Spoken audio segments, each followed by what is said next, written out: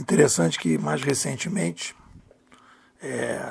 quando a gente vai fazer análise das revoluções de mídia na história, ou vai fazer análise da história, a gente fez uma discussão aqui sobre como dividir a história. Tem gente que vai pegar a economia, tem gente que pega a energia, tem gente que vai escolher as mídias, e aí fica a critério, é uma espécie de opção dos historiadores dividir do jeito que quiser.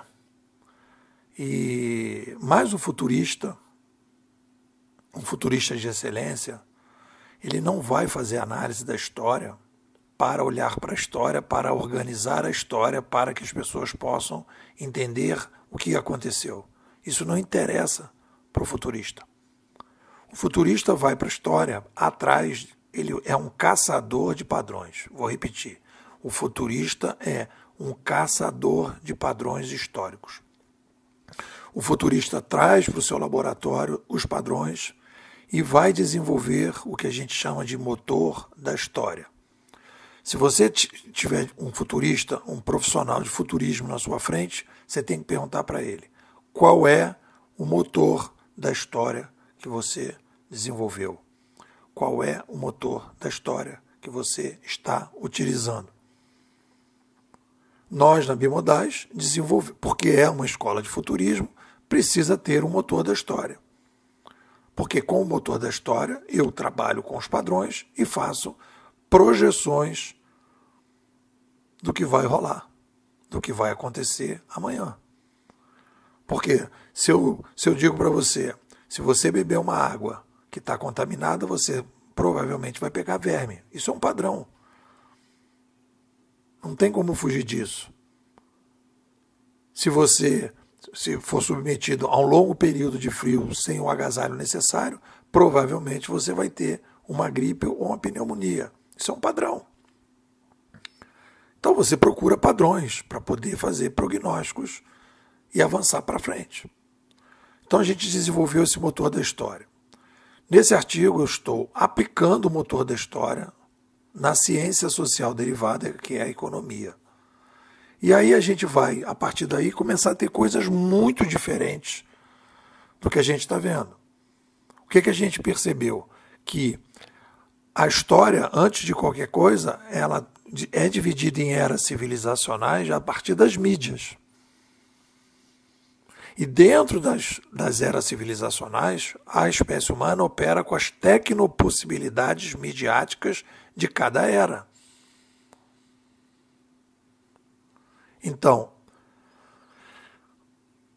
quando a gente vai analisar sistemas econômicos, nós estamos falando de sistemas de sobrevivência, ambientes de sobrevivência. E aí nós vamos perceber que os ambientes de sobrevivência, desde os primórdios, sempre foram ambientes de cooperação. Cooperar. Operar juntos.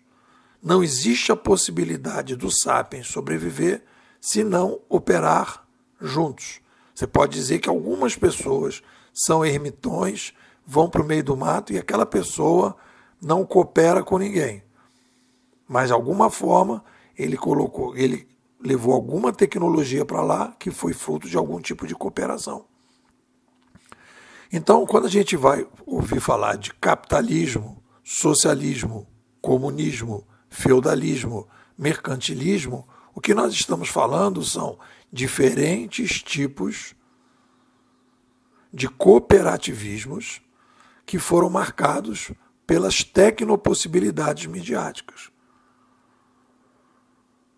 E aí a gente pode, dentro desses macro-cooperativismos, isso é um conceito novo, a gente pode dizer que existem macro-cooperativismos. Dentro do macro-cooperativismo existem aplicações mais ou menos centralizadas, mais ou menos descentralizadas, que permitem mais ou menos ordens espontâneas.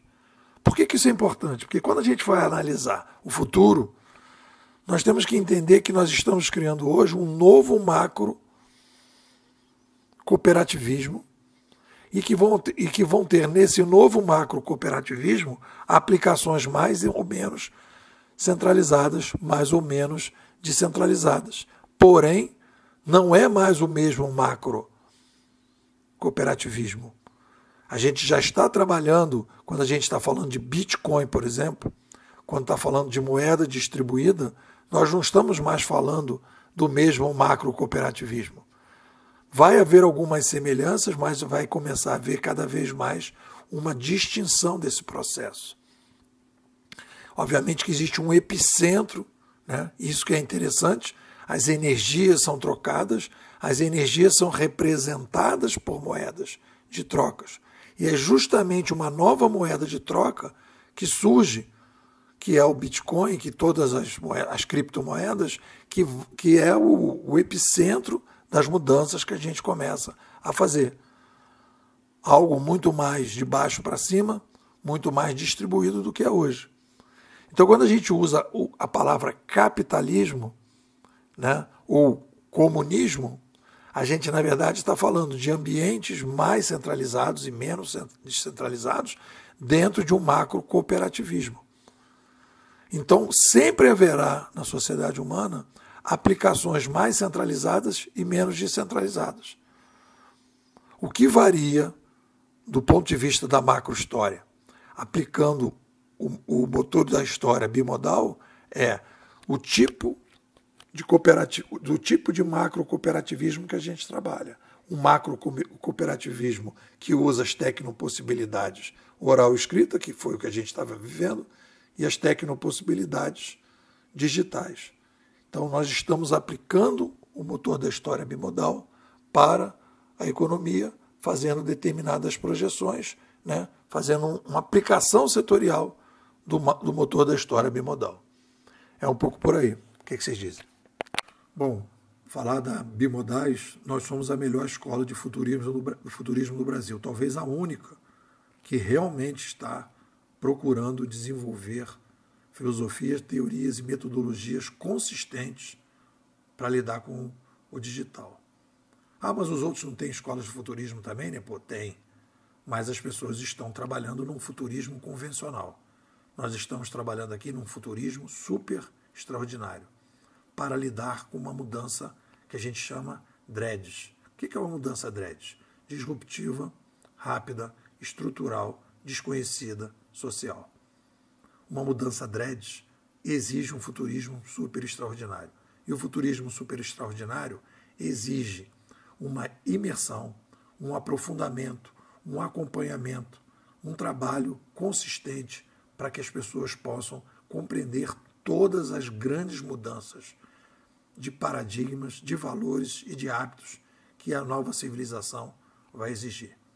Então eu estou te convidando para participar da escola. Vem para cá, a gente tem várias atividades internas, você vai ficar 6 meses com a gente, não vai querer sair, as pessoas ficam renovando, porque você vai sentir aquela sensação de que você saiu de Matrix e está na nave Nabucodonosor e está olhando Matrix de fora. Quer mais detalhes? Me manda um zap, 21 99608 6422. Vou repetir, 21 99608 6422. E pô, quero ser bimodal.